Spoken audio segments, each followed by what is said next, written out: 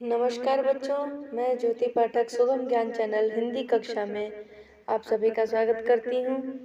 आज हम लोग हिंदी कक्षा में मैथिली शरण गुप्त राष्ट्र कवि के परिचय उपरांत उनकी कुछ कृतियों के बारे में अध्ययन करेंगे। आइए देखते हैं भाग 2 मैथिली शरण गुप्त। पूर्व भाग में हमने पढ़ा था 1936 में गांधी जी ने मैथिल काव्य मान ग्रंथ भेंट करते हुए राष्ट्र कवि का इन्हें संबोधन दिया। महावीर प्रसाद द्विवेदी के संसर्ग से गुप्त जी का काव्य कला में निखार आया और उनकी रचना सरस्वती में निरंतर प्रकाशित होती रही। 1909 में इनका पहला काव्य जयद्रथ वध आया। जयद्रथ की लोकप्रियता ने उन्हें लेखन और प्रकाशन की प्रेरणा दी।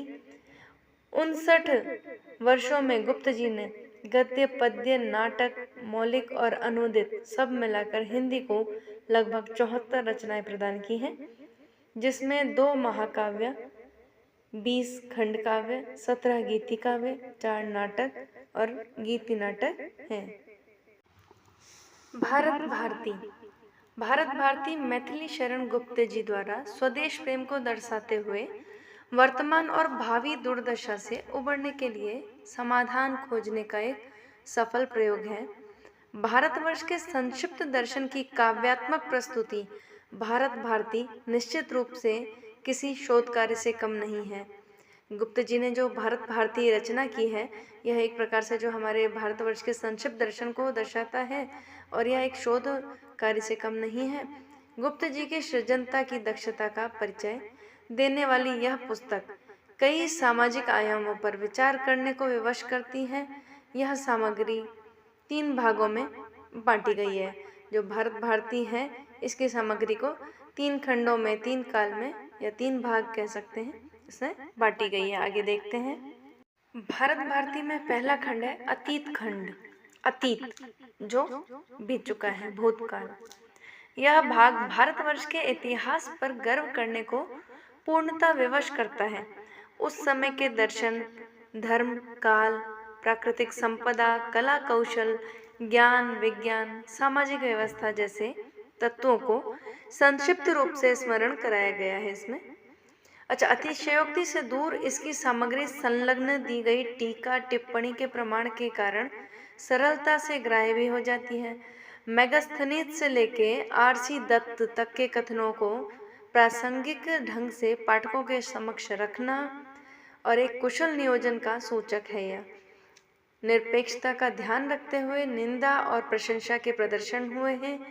जैसे मुगल काल के कुछ क्रूर शासक की निंदा हुई है, तो उसी काल के अकबर मुगल शासक का बखान भी हुआ है। अंग्रेजों की उनके आविष्कार और आधुनिकीकरण के प्रचार के कारण प्रशंसा भी हुई है।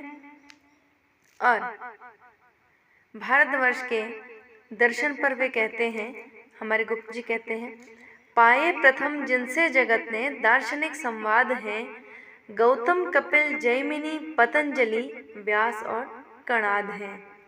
नीति पर उनके द्विपद ऐसे हैं, सामान्य नीति समेत ऐसे राजनीतिक ग्रंथ हैं, संसार के हित जो प्रथम पुण्यता आचरण के पंथ हैं। इसी के साथ हमारे सूत्र ग्रंथों के संदर्भ में भी मैथिली शरण गुप्त जी ने ऋषियों की जो विद्वत्ता है उसके ऊपर लिखा है। उन ऋषि गणों ने सूक्ष्मता से काम कितना है लिया, आश्चर्य है घट में उन्होंने सिंधु को है भर दिया। देखिए कितनी ही जो है प्राकृतिक और कितनी ही सुंदर पंक्तियां हमारे मैथिली शरण गुप्त जी ने भारतवर्ष के दर्शन पर, हमारे नीति पर और हमारे ऋषि मुनियों की विद्वत्ता पर लिखी है। आइए आगे देखते हैं। दूसरा खंड है वर्तमान खंड। मैथिली शरण गुप्त ने जो भारत भारती में दूसरा खंड लिखा है वह है वर्तमान खंड। दारिद्र्य, नैतिक पतन, अव्यवस्था और आपसी भेदभाव से जूझते उस समय देश की जो दुर्दशा है उसको दर्शाते हुए सामाजिक नूतनता की मांग रखी है मैथिली शरण गुप्त जी ने। और देखिए कि क्या पंक्तियों में इन्होंने कहा है। अपनी हुई आत्मविस्मृति पर वो कहते हैं कि हम आज क्या से क्या हुए, भूले हैं हम इसे, है ध्यान अपने मान का, हम में बताओ अब किसे। पूर्वज हमारे कौन थे, पूर्वज हमारे कौन थे हमको नहीं यह ज्ञान भी, है भार उनके नाम पर 2 अंजलि जलदान भी, है भार उनके नाम पर 2 अंजलि जलदान भी। देखिए कितनी ही शानदार इन्होंने पंक्ति अपने वर्तमान खंड में लिखी है कि हमें पता ही नहीं कि हम क्या थे हमारे अतीत में, और अब आज हम क्या बन चुके हैं। आधुनिकता के नाम पे कहें या अंधानुकरण के नाम पे कहें, हम क्या बन चुके हैं। हमें अपने पूर्वजों का ज्ञान नहीं, हमें हमारे संस्कारों संस्कृतियों का भी ज्ञान नहीं रह गया है। इसके साथ वर्तमान खंड में और ये बताते हैं कि नैतिक और धार्मिक पतन के लिए गुप्त जी ने बताया कि उपदेशक संत महंत और ब्राह्मणों की भी निष्क्रियता रही है और मिथ्या व्यवहार भी दोषी मान इन्होंने अपने शब्द बाण चलाए हैं। नैतिक और धार्मिक जो पतन है वो संत महंत उपदेशक ब्राह्मणों की निष्क्रियता का भी बहुत बड़ा एक कारण है। इस तरह कविवर की लेखनी जो है सामाजिक दुर्दशा के मुख्य कारणों को खोज उनको सुधारने के लिए मांग कर रही है। हमारे सामाजिक उत्तरदायित्व और निष्क्रियता को उजागर करते हुए भी वर्तमान खंड आशा की गांठ बांधे हुए रखती है। भारत भारती का जो वर्तमान खंड है वो अभी भी आशा की गांठ बांधे हुए है। तीसरा खंड भविष्य खंड भारत भारती का है। अपने ज्ञान विवेक और विचारों की सीमा को छूते हुए राष्ट्र कवि समस्या समाधान के हल खोजने और लोगों से उसके लिए आह्वान करने का भरसक प्रयास कर रहे हैं। आर्यवंशक हिंदुओं को देश की पुनः स्थापना के लिए प्रेरित करते हुए हमारे मैथिली शरण गुप्त जी राष्ट्र कवि देखिए क्या कहते हैं। हम हिंदुओं के सामने आदर्श जैसे प्राप्त हैं, हम हिंदुओं के सामने आदर्श जैसे प्राप्त हैं, संसार में किस जाति को किस ठौर वैसे प्राप्त हैं। भव सिंधु में निज पूर्वजों की रीति से ही हम तरे, यदि हो सके वैसे न हम तो अनुकरण भी तो करें, यदि हो न सके वैसे हम तो अनुकरण भी तो करें। इन पंक्तियों में हिंदुओं को जागृत करते हुए मैथिली शरण गुप्त जी कह रहे हैं हमारे पास जो आदर्श है हम उनकी तरह नहीं हो पा रहे हैं तो हम उनकी अनुकरण तो कम से कम कर सकते हैं। पुस्तक की अंत की 2 रचना शुभ कामना और विनय कविवर ने देशभक्ति की परिचय किसमें दी है। तन में देश सद्भावना की ऊर्जा का संचार करने वाली यह 2 रचनाएं किसी प्रार्थना से कम नहीं लगती है। मैथिली शरण गुप्त जी की जो है प्रार्थना शुभ कामना और विनय, ये किसी प्रार्थना से कम हमें नहीं लगती है।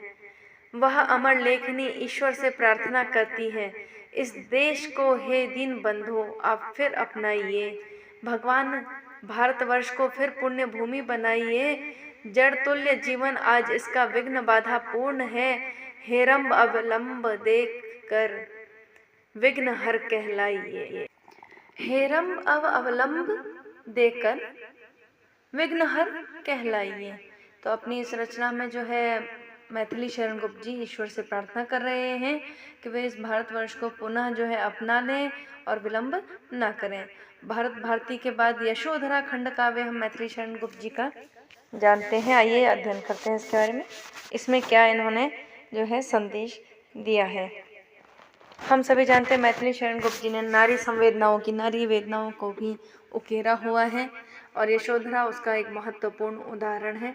गुप्त जी की यशोधरा खंड काव्य में राजकुमार सिद्धार्थ की पत्नी यशोधरा के मनोभावों का बखूबी चित्रण हुआ है। यशोधरा एक वियोगिनी नारी है। सिद्धार्थ के द्वारा रात्रि में उसे सोता हुआ छोड़कर राजप्रसाद से चुपचाप संन्यास हेतु निकल जाने से उसका मन आहत हो जाता है।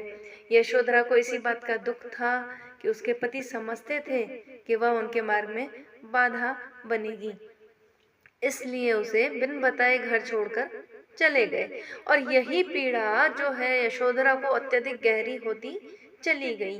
जो पत्नी जो सधर्मिणी थी, जो उनके हर कार्य में सदा सर्वदा सहयोग देती थी, क्या सिद्धार्थ ने उन पर अविश्वास किया? क्या उन्हें इतना भी अपनी पत्नी पर विश्वास न था?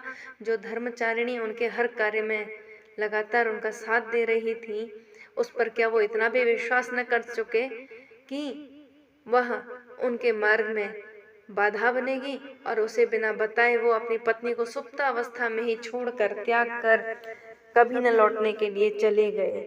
एक पत्नी के लिए यहाँ सबसे बड़ी वेदना हमारे मैथिली शरण गुप्त जी ने उकेरी है कि यदि उसके पति को उस पर विश्वास नहीं, यदि पति को अविश्वास है तो पत्नी का जो है पत्नी धर्म निरर्थक हो गया। यशोधरा का कहना है कि यदि वे उस पर विश्वास करते तो गृहत्याग की बात अपने आप उसे बता देते और वो उन्हें पूरा सहयोग भी देती। उन्हें अपने आहत अभिमान की व्यंजना भी उन्होंने यहाँ की है। देखिए क्या कहती है यशोधरा, सखी वे मुझसे कहकर जाते, गीत में करती है और वह ये गा उठती है कि सिद्धि हेतु स्वामी गए यह गौरव की बात, पर चोरी चोरी गए यह बड़ा आघात। सखी वे मुझसे कहकर तो जाते, हे सखी वो मुझे कहकर तो जाते। विरहिणी यशोधरा की आंखों का पानी कभी नहीं सूखता और राहुल के प्रति कर्तव्य के भार को वहन करते हुए जल जल कर अपनी काया को जीवित रखते। देखिए कितना ही जो है इसमें इन्होंने अद्भुत उदाहरण दिया है कि पत्नी अपने पति के वियोग से अपने उसके अविश्वास के कारण दुखी हुई है, लेकिन उस पति से प्राप्त अपने पुत्र राहुल के कर्तव्य भार को उन्होंने अपनी काय को जलाते हुए भी निरंतर जीवित ही रखा है। अपने पुत्र के उन्होंने पालन पोषण में अपने कर्तव्य में कहीं भी कोई श्लेष मात्र भी अकर्तव्यहीनता नहीं दिखाई है।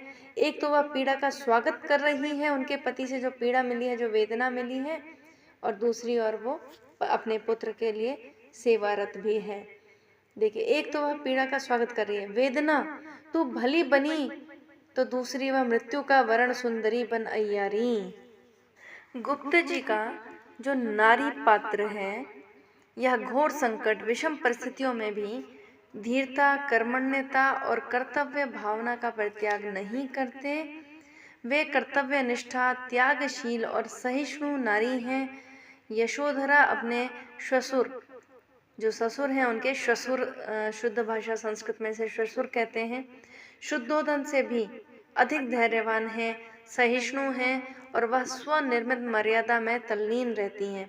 गुप्त जी की जो है उनकी रचना की खासियत है कि वो नारी को सदा मर्यादित दिखा रहे हैं कि एक नारी के अन्य सभी काव्यों में आप नारी के सभी रूपों को देखेंगे, लेकिन इन्होंने नारी के असली रूप को, नारी का जो स्वभाव है कोमल होते हुए भी वो कितनी कठोर बन जाती है अपने कर्तव्यों को पूर्ण करने में, कि वो अपनी सारी वेदनाओं को भुला देती है, कितनी वो विकल हो रही है, निश्चल हो रही है अपने पति के छोड़ जाने के कारण, लेकिन धैर्यवान भी है वो अपने पुत्र को पालने के कारण। अपने ससुर शुद्धोदन, जिनका पुत्र छोड़कर चला गया था, पत्नी को, पिता को, माता को, पुत्र को, उससे जाने से व्यथित थे, लेकिन यशोधरा यहाँ बहुत ही धैर्यवान है, सहिष्णुता में है और अपनी मर्यादा में तल्लीन है। वो अपने परिवार में अपनी मर्यादा को बनाए हुए अपने सभी कर्तव्यों को पूर्ण कर रही है। गौतम द्वारा उनका परित्याग कर देने पर भी यशोधरा की यही कामना रहती है, व्यर्थ न दिव्य देह वह तप वर्षा हिमवात सहे। उनकी सहिष्णुता का यह रूप है कि वह विरणी के असहाय दुख को भी अपने लिए मूल्यवान समझती है। होता है सुख का मूल्य क्या, होता है सुख का मूल्य का जो न दुख रहता, प्रिय हृदय सहृदय हो, तापस ताप क्यों सहता। मेरे नयनों से नीर न यदि बहता, तो शुष्क प्रेम की बात कौन फिर कहता। रह दुख प्रेम परमार्थ दया में लाऊं, कह मुक्ति भला किस लिए तुम्हें मैं पाऊं। देखिए कितना ही शानदार इन्होंने कहा है कि दुख यदि नहीं रहता जीवन में तो सुख का कोई मोल ही नहीं रहता, और यदि उनकी आंखों से आज नीर नहीं बहा होता तो कोई उनकी बात ही क्यों करता। तो इसलिए वह किसी का दया पात्र नहीं बनना चाहती हैं और इस तरह की मुक्ति भी वो पाना नहीं चाहती हैं। बहुत ही शानदार इन्होंने नारी की वेदना और नारी के व्यक्तित्व का चित्रण किया है यशोधरा कांड में। भाग 2 इसी के साथ समाप्त होता है। भाग 3 में हम उर्मिला के बारे में जो इन्होंने संवेदनाएं व्यक्त की है वह पढ़ेंगे।